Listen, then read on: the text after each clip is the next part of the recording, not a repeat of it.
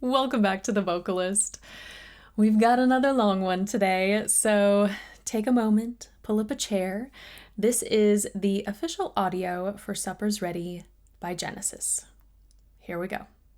Walking across the sitting room, I turn the television off. Sitting beside you, I look into your eyes.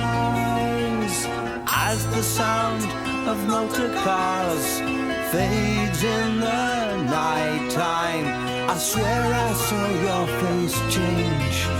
It didn't seem quite right, and it's hello, babe, with your guardian eyes so blue.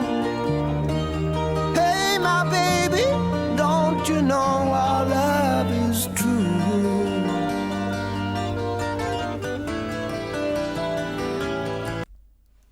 I'm realizing I don't know how I'm going to go through this because already so many things are making my ears perk up, but I also don't want this to be like a 2-hour long video. I'm going to try and be purposeful in my pausing. But I am going back. I love that this starts right out the gate with vocals. I think that's so interesting because I don't know, I guess I just sort of assumed there would be more of a musical introduction. Walking across The harmonies here are a little eerie. sitting room, I turn the television off. I think part of it is the combination of something that's predominantly chest voice and then something that sounds like a head mix. I'm not quite sure. But also it's not the typical happy, interval of a third going stepwise or anything like that. They're interesting harmonies. The other thing I wanted to point out was diction. You have to have great diction when you're doing something like this, because if one of the purposes is storytelling, I don't want to have to read text to understand what's happening. I am able to just be in this and follow along and hear everything that's happening musically, but also lyrically. There was an ending T consonant that caught my attention because it was just so crisp, but throughout all of this, at least thus far, the whole minute we got through, I could hear everything and understand everything that was being sung. Sitting beside you, I look into your eyes as the sound of motor cars fades in the night. Fade. The way he sang that, it was so gentle and so warm, and you could hear just a little bit of added air coming through there. The variety, when you think of storytelling, of course, we're not all speaking monotone all the time because otherwise that would be really boring. He's putting inflection in this, not only because there are different notes, but also the way he pronounces words, the amount of texture he incorporates, what register he's in. All of these different things add to the storytelling of this piece, which I really like. Time, I swear I saw your face change. It didn't seem quite right, and it's hello, babe, with your guardian eyes so blue. That it's like I'd have to fiddle around on my keyboard a little bit. I am not someone who hears a chord and knows exactly what chord that is. I have to tinker a bit to find out. But what they just did, hold on, let me play that again. Right, and it's hello, babe, with your guardian eyes. There, that chord, I find that so interesting because everything just sounded like it was a major chord and it was gonna progress into something that was so cheery and lovely. And of course it was still lovely, but it was interesting to hear a different tonality than I expected. Let me play that one more time. Hello, babe, with your guardian eyes so blue.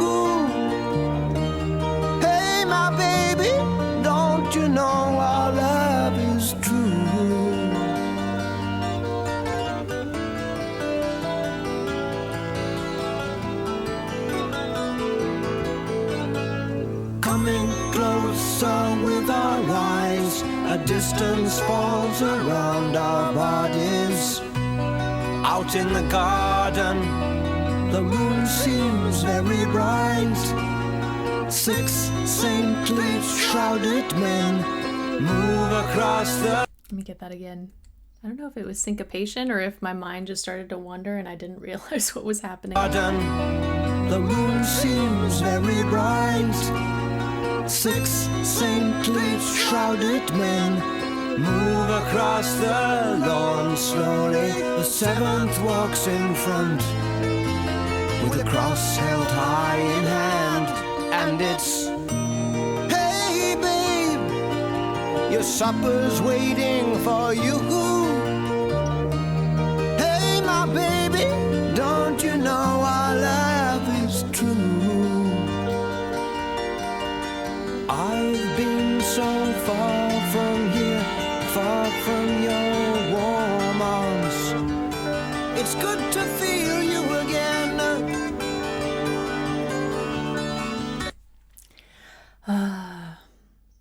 I love his voice.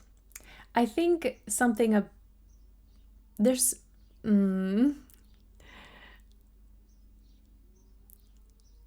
there's the tiniest bit of texture when we're getting full voice, and I just think it feels so natural to a storytelling setting. And so I find this very impactful, not only the choices he's making, but just that innate core sound that he has. It's been a long, long time. As I say that, now we're getting this really beautiful, light airiness in the sound, and it just feels so gentle and so warm. It's been a long, long time.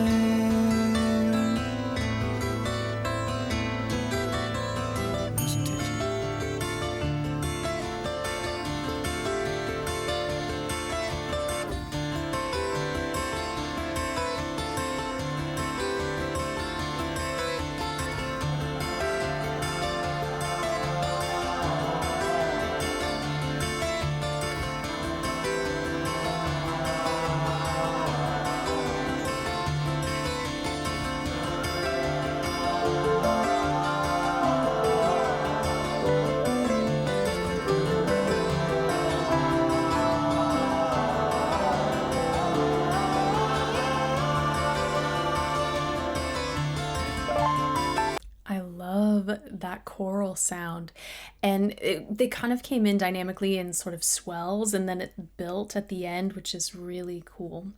Let me real quick, I pull up my notes. I know that there's like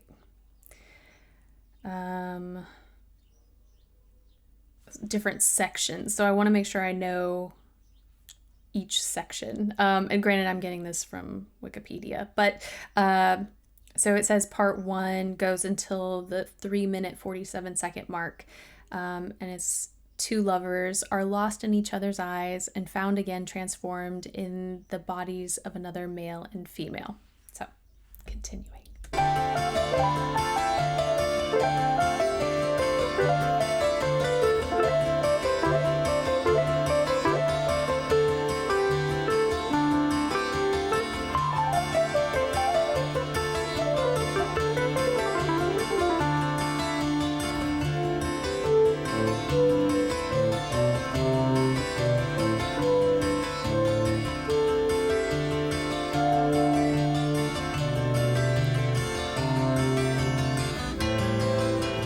Know if those were actual wind instruments or if that was something that was achieved with like a synthetic sound, but I really love how we had 2 very different registers or octaves. You know, if I were thinking of actual wind instruments, it's like, you know, pairing a I know it's not a bassoon, but I'm thinking of like, you know, pairing a flute and a bassoon or something like that, or like what kind of, like a clarinet, that would be really nice too. Sorry, I'm just imagining what this would sound like in like an orchestral setting.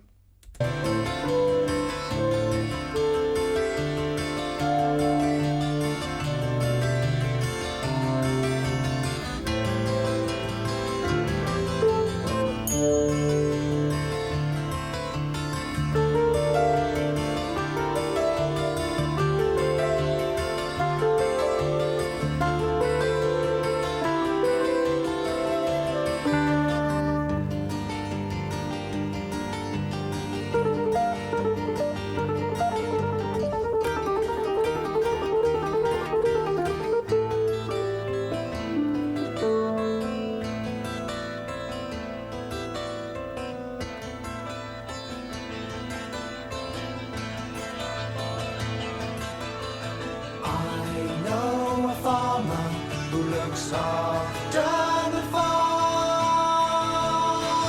with water clear, he cares for his harvest.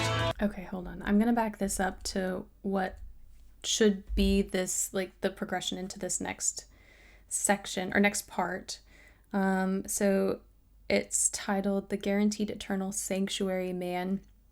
The lovers come across a town dominated by two characters, one a benevolent farmer and the other the head of a highly disciplined scientific religion. The latter likes to be known as the Guaranteed Eternal Sanctuary Man and claims to contain a secret new ingredient capable of fighting fire.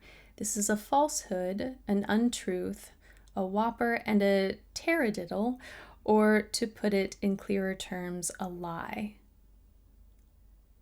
I'm curious if these descriptions came, what does this say? Oh, Gabriel wrote additional explanations for each of the song's sections in a program sold to concert goers in 1972 and 1973. So this is what happens when I skim. I miss the important things. So we're gonna continue onward.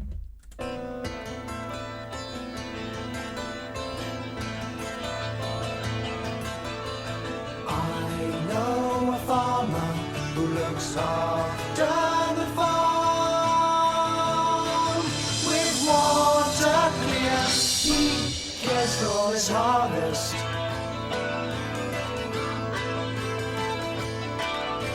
The timing of this, the structure of like the actual measures, I think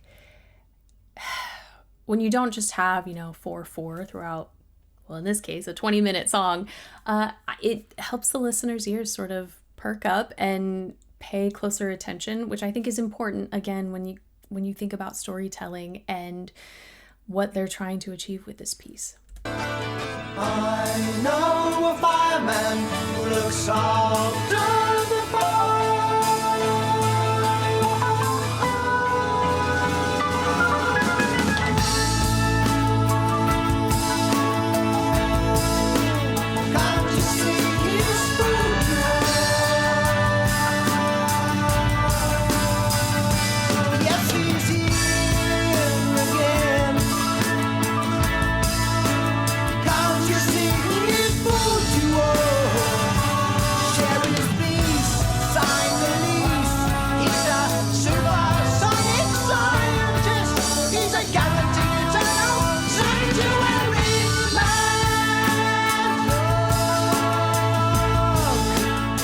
I like the choice that was made to do a lot of this in a head dominant sound.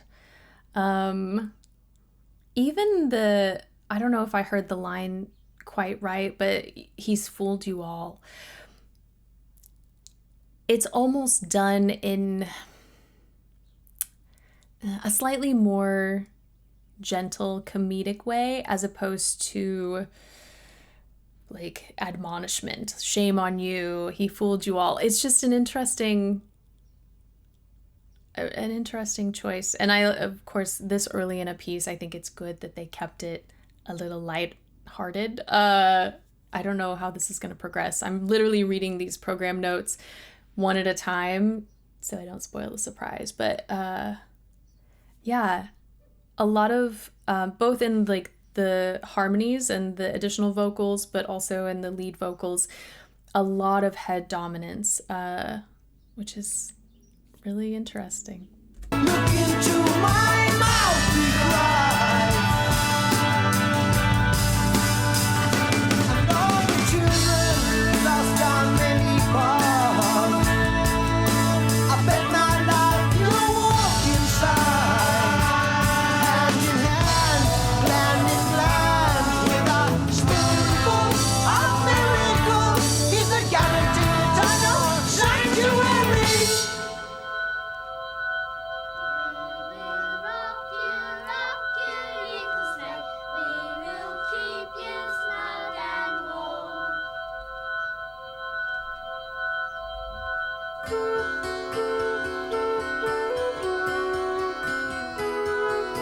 I had goosebumps. That now I'm curious. I mean, it sounded like a children's chorus, or at least a few voices, a small ensemble. I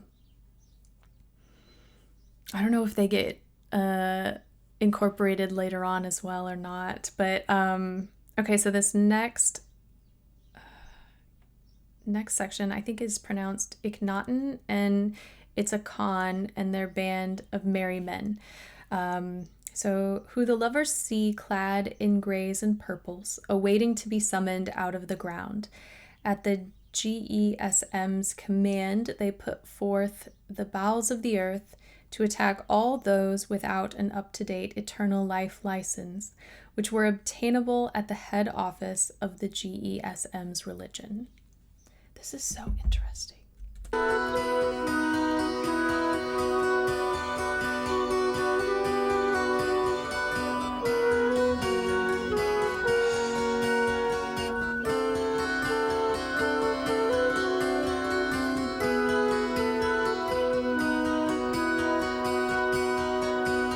Wearing feelings on our faces while our faces took a rest. Oh, that's interesting. Vocally, there is a lot of pressure behind this sound. I feel like we're hearing full adduction of the chords. It's a very pressed sound.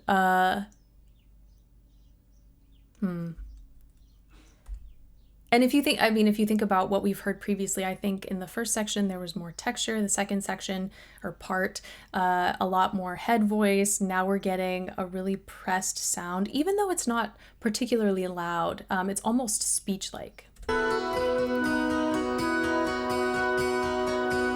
Wearing feelings on our faces while our faces took a rest.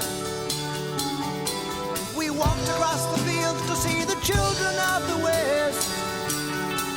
We saw a host of dark-skinned warriors standing still below the ground.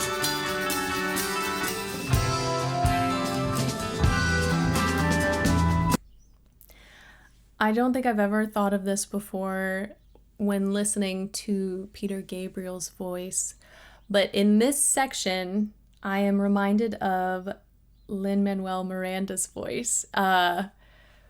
And maybe it's just because some of it's the timbre. I think there's like I said, there's a pressed sound. There's a slight thinness as well. And of course, when, my first thought when I think of Lin-Manuel Miranda is Hamilton, and he had so much spoken word in that. So maybe that's also why I'm hearing this correlation. But yeah, it just, I don't know, random thought. Carrying on. Waiting for battle.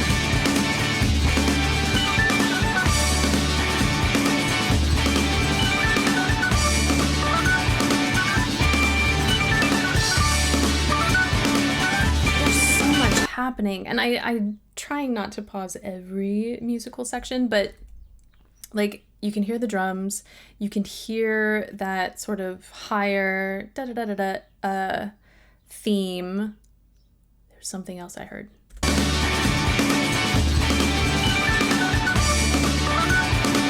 Oh, that da-da-da-da. No, I'm not even singing it right. What was that?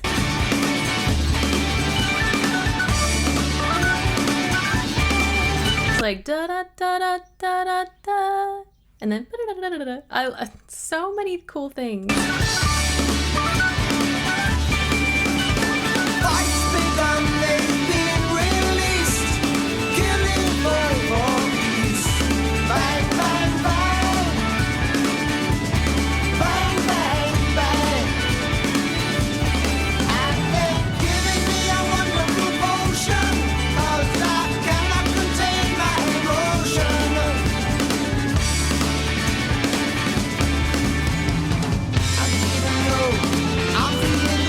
last section, it sounded like two voices, but it also sounded like he was just doubling himself because the voices were so similar. Something tells me I better activate my prayer capsule.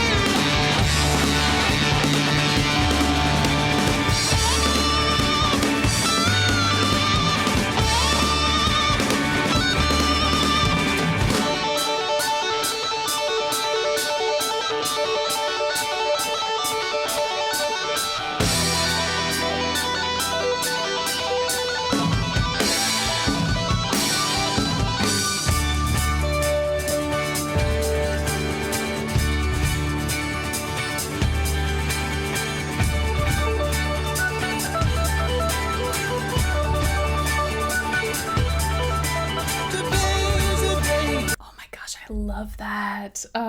Okay, sorry. Gotten distracted. Oh, we're still in it. We're still in this section. Okay. Celebrate the foe have met their fate.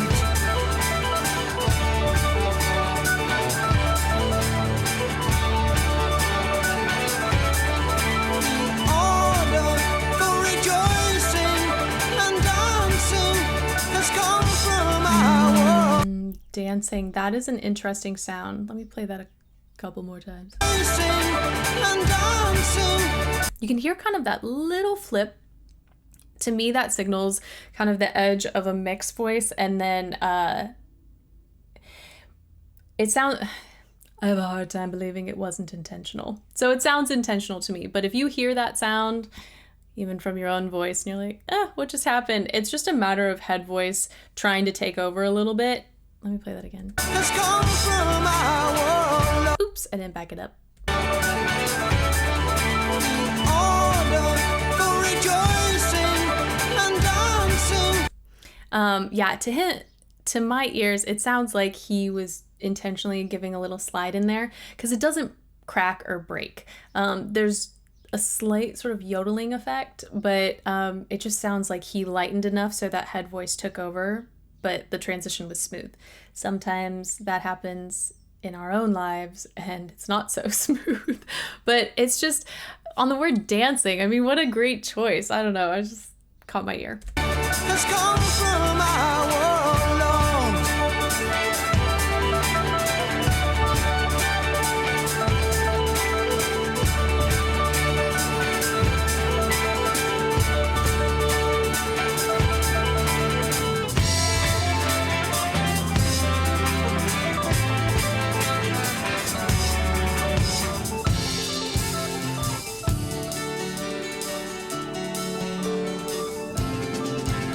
If someone is doing that live, I think my fingers would be so sore. I don't know where it's happening or how it's happening, but I do love that sound. Okay, we are close, I think, to this next section.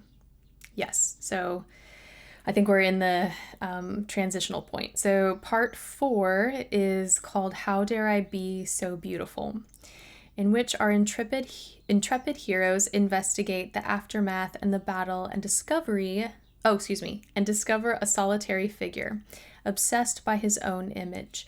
They witness an unusual transmutation and are pulled into their own reflections in the water. This is so interesting to me. I will say, it's interesting how any sort of description influences what you hear or the pictures that you see in your mind, going through anything, whether it is a poem, literature, a movie, or music, or anything like that. When someone sort of gives you a little inside look, it instantly transforms what you're seeing or thinking. And going through these program notes, and at least for me, I'm latching on, I think, to sounds that are portraying what I associate with these ideas. So when I think about transformation or battle or any of the lyrics, that we've heard thus far, I think my ears sort of lend themselves to the sounds that I would stereotypically associate with certain ideas. Hopefully that makes sense.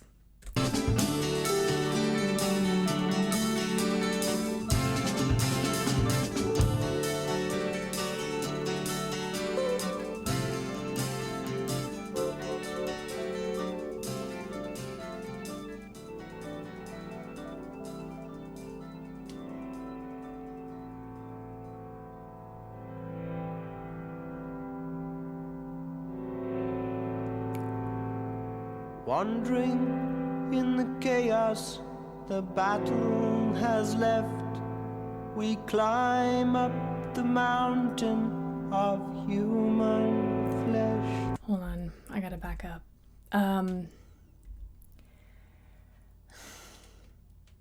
It almost sounds like they were trying to achieve something reminiscent of an organ here. Just these like really beautiful, long, bellowy tones. I don't know if that was the case, but I really love just how different this is from what we've heard previously. Wandering in the chaos the battle has left, we climb up the mountain of human flesh. His vocal delivery is so stunning. It's still very speech-like. There's almost like this lilt, this sort of sigh. Da da da da da da da da. It's got this movement that's so luxurious, even though it is very much speech-like. I love his approach to this. To a plateau of green grass and green trees full of life, a young figure sits still by a pool. He's been stamped human bacon by some butchery tool. And how delicate he's being. It's so... You almost have to lean in, like when someone's telling a story and then they get really quiet. Oh my goodness. His delivery on this is just brilliant. I mean, throughout this whole thing, just the concept of this entire piece is brilliant. But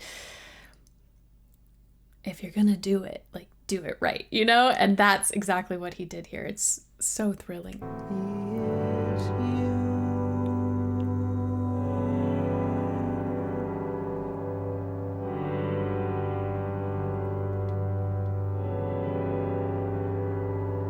Social security took care of this lad. We watch in reverence as Narcissus is turned to a flower. A flower? If you go down to Willow Farm to look for butter. Oh my gosh. Okay, hold on. Are we still? Okay. Willow Farm is part 5. Oh, this is interesting. So there's only 2 more parts. I think the next one's going to be the longest. So climbing out of the pool, they are once again in a different existence. They're right in the middle of a myriad of bright colors filled with all manner of objects, plants, animals, and humans. Life flows freely and everything is mindlessly busy. At random, a whistle blows and every single thing is instantly changed into another. Okay. A flower? If you go down to Willow Farm to look for butterflies, flutterbys, gutterflies, if you think about his vocal production in the last piece and compared to this, there's more clarity of tone. Obviously, we're in something more chest dominant, but the vowel shaping, if you go down, it feels taller than the spread and the thinness we heard previously. Open your eyes, it's full of surprise. Everyone lies like a fox on the rocks. And the musical box. Oh, there's mum and dad and good and bad, and everyone's happy to be here. The phrasing, I love. It was all these like K sounds, musical box or something. I'll have to look up the words. And then here, let me play that again. The elision of that note into the next word. I wasn't expecting it. Oh, there's mum and dad and good and bad, and everyone's happy to be here. There's Winston Churchill dressed in drag. He used to be a British flag. Plastic bag, what a drag! As he's ascending into this, it was the most beautiful example of head voice, but produced in a way that matches a mix. There's this glorious press in the sound. Obviously, it's straight tone. And so it's got this new timbre that spatially, like if we think about whether something's very pinched and thin or really open and back, that matches. But the tone has morphed into something that just rings out so beautifully. Was a prince. The prince was a brick. The brick was an egg. The egg was a bird. My way was sweet little thing, and part of your tail. Haven't you heard? Protect you to a human being. Yes, we're happy as fish, and gorgeous as geese, and wonderfully clean in the morning. We've got everything. We're growing everything. We've got some in, we've got some out. We've got some wild things floating about. Everyone, we're changing everyone. You name them all, we've had them here. And the real stars are still to appear. Feel your body melt. Man to man to man. To dad, dad in the office, dad in the office. You're all full of ball. Dad to dad, Mom to mom. Mom diddly washing, mom diddly washing. you're all full of ball. Let me hear your lies. We're living this up to the eyes.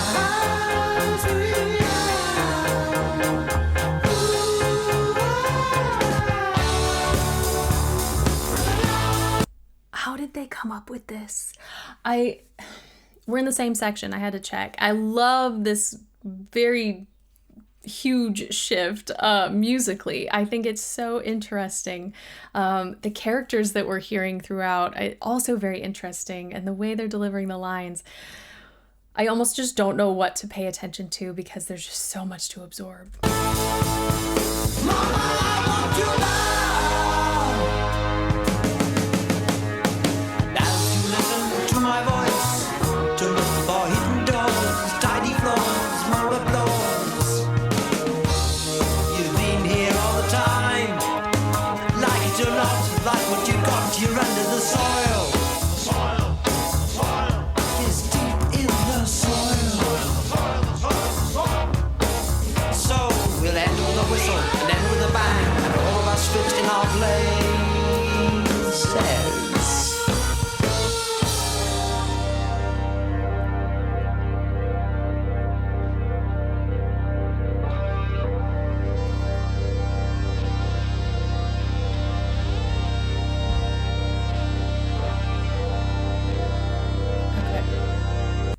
We're leading into the part 6, Apocalypse in 9/8, co-starring the delicious talents of Gabble Ratchet.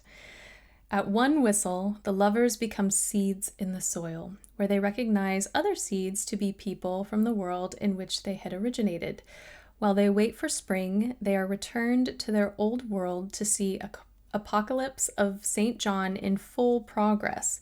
The 7 trumpeters cause a sensation, the fox keeps throwing sixes, And Pythagoras, a Greek extra, is deliriously happy as he manages to put exactly the right amount of milk and honey on his cornflakes. I am so grateful. I mean, again, I don't know. 72 and 73. It's so wonderful that program notes sold in a period of 2 years can still be found on the internet today. That's incredible. Okay. Sorry. I just found that really special. So this one goes, I want to make sure I know my timestamps because I feel like there's going to be a lot of deceptive transitions that are going to make me think this section's over when it's not. So this goes until about 20 minutes and 50 seconds. Here we go.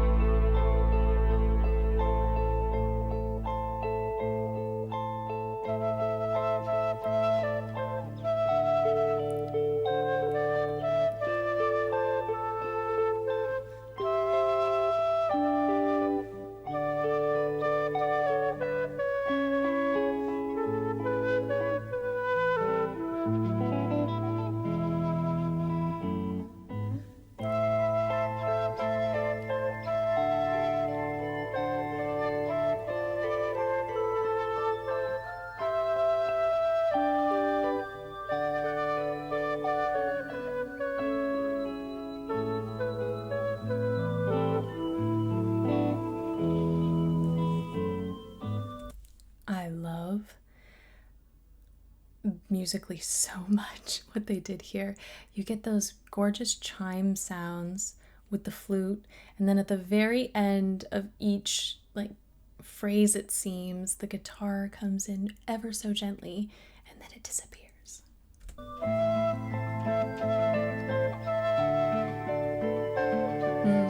Except I'm still hearing it. Maybe it was a previous iteration where the guitar disappeared. I won't go back. I know this is a long one, but it's so beautiful.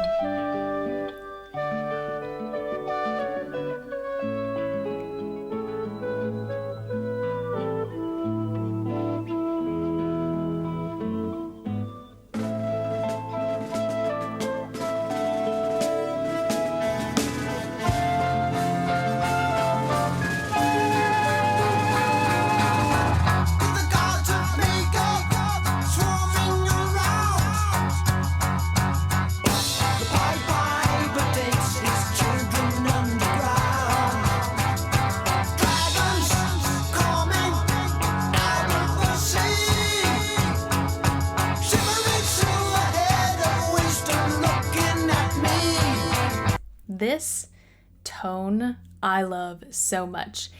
It feels so full, so well balanced, and just a tiny bit textured.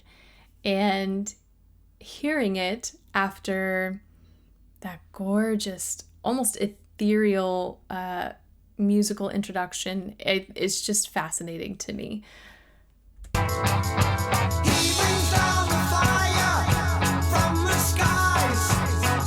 It's almost a little funky musically. I want to back it up just a little.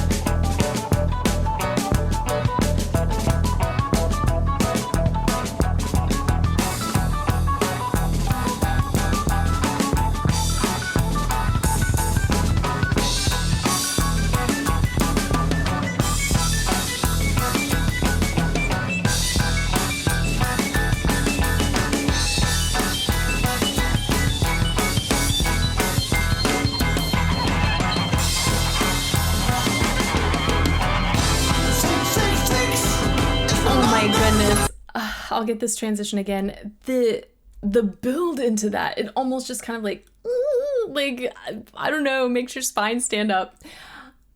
Like, when is it gonna stop, you know? Wow. That was so interesting. I really love how they like allowed that to build. You think they can't possibly go higher, and then they do, and they just kept going and going. Wow. It's just making my mind race, which I know is a good thing. There's so much to latch onto and to listen for.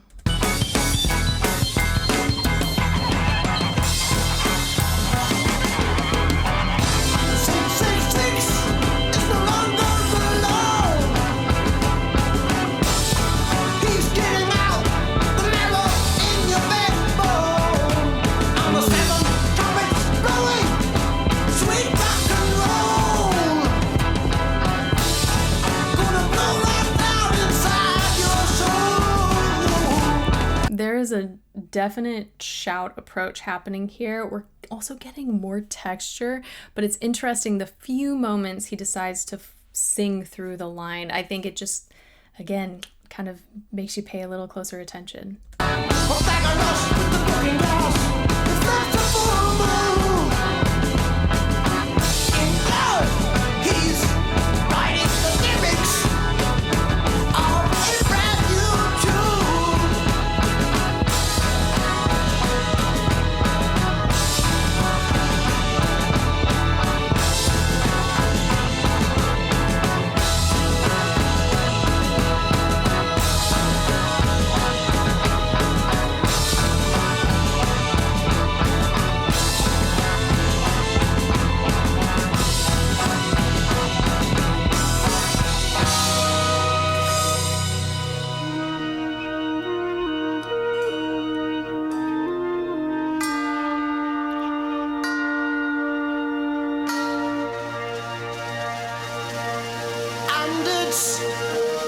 Hey babe, with your guardian eyes so blue. Hey my baby, don't you know our love is true? I've been so far from here, far from your loving arms. Now I'm back again. I'm maybe it's gonna work out fine. Okay. Here we go. The other thing I wanted to comment on, because where is it? Yeah, the 7 trumpeters cause a sensation. I didn't point any specific passage out with that because I don't know if it's just my interpretation of the song. If I didn't, there was a moment when I thought, ooh, this must be the trumpeters. And then I was like, maybe not. Maybe there wasn't even an intentional sound that was supposed to represent the trumpeters. It was just listed in the program notes that they were there. So I don't know if you guys have any insight, feel free to provide that. So this last part 7, as sure as eggs is eggs, aching men's feet. Above all else, an egg is an egg, and did those feet, is in quotations, making ends meet. Jerusalem equals place of peace. All right, here we go. Actually, I lied. I want to get this transition. Talk about insane rock vocals at the end of that. Now I'm back again. I'm maybe it's gonna work out fine.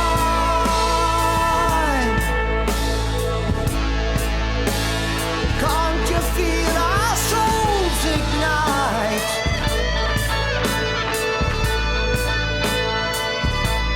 Shedding ever-changing colors in the darkness of the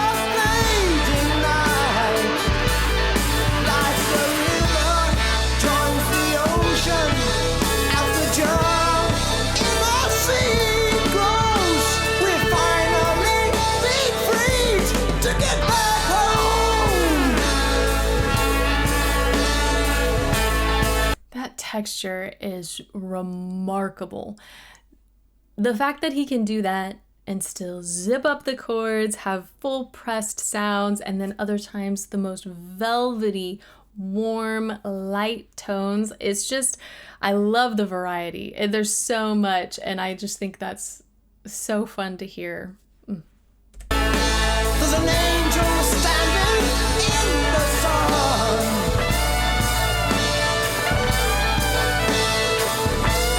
And he's crying with a loud voice.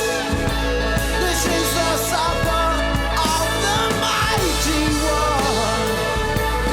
Lord of lords, King of kings, has returned to lead his children home, to take them to the new Jerusalem.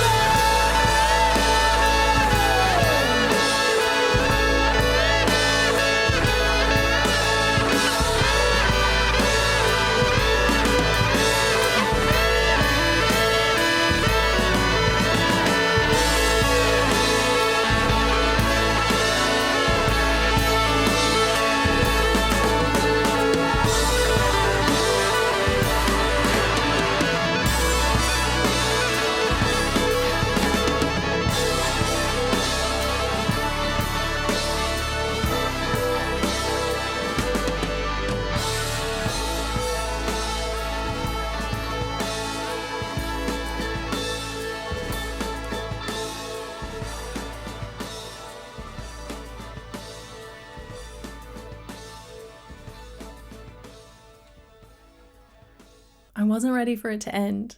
I don't have a problem with a fade out, but I don't know, in my mind with something this epic, I just thought there was going to be like a button at the end of it, but alas.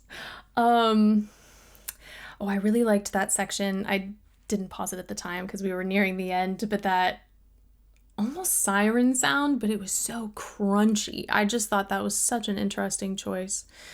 I feel as though I talked enough throughout, so we'll keep this brief. I loved it. I need to listen again, and just maybe do a little research as well, because I feel like there's just always so many hidden things that people know about, or, you know, if they've watched interviews and they get more information about a piece, there's just a lot of information I don't have surrounding this piece, which I don't mind for like a first time reaction, but then I go and do my research. So I'm excited to learn more about this piece. It's just absolutely brilliant.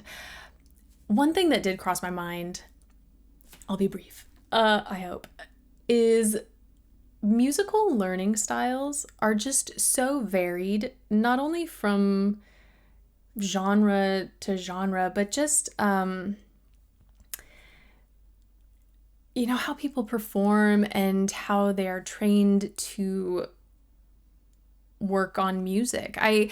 As I'm listening to this, I can't help but think, oh my gosh, how do they keep track of everything? Because when it feels so big and orchestral, to an extent, if you play a piece enough, yeah, it becomes muscle memory and it also becomes actual memory.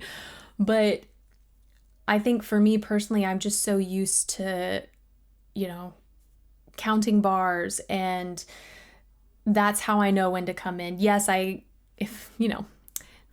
sometimes as a high school French horn player, I would get distracted. And thankfully, I knew the music well enough that if I wasn't counting my rests, I knew when to come in. So I understand that happens, but I don't know, there's just so much that happened in this piece. So I'm curious how they maneuver that. One, how they actually create it, but two, once it's been created and people start contributing and, you know, adding to the piece, how they just like keep track of it all. So I found that really, it's fascinating for me to think about, but it's also kind of adds to the marvel and the excitement whenever I'm listening to a piece like this. So that is it for today. Thank you guys so much for this recommendation, for watching with me. This was a fun one. So hopefully I will see you next time.